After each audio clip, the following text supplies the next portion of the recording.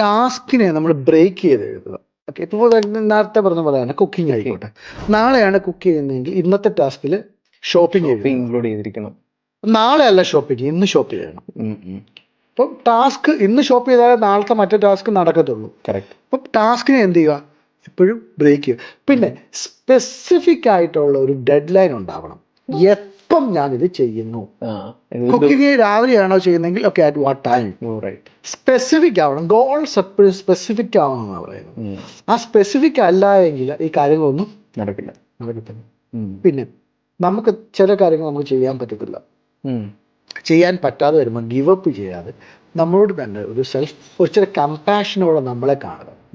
കുറ്റപ്പെടുത്തി ബ്ലെയിം ചെയ്ത് നമ്മൾ പിന്നെയും അങ്ങനെ ചെയ്യുമ്പോൾ നമുക്ക് പിന്നെ ചെയ്യാൻ തോന്നത്തില്ല. കാരണം നമുക്ക് അവിടെ ഒന്നും കിട്ടുന്നില്ല, നമുക്ക് കിട്ടുന്നത് നെഗറ്റീവ് റിസൾട്ടാണ്. സോ നമ്മൾ പിന്നെ നമ്മളെ കുറ്റപ്പെടുത്തും, ആ ഒരു സൈക്കിളിലേക്ക് പോകും. So we won't be having that motivation to do it again. Correct.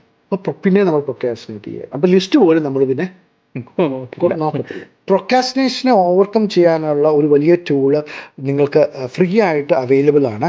Comment DM, so we will send it to U.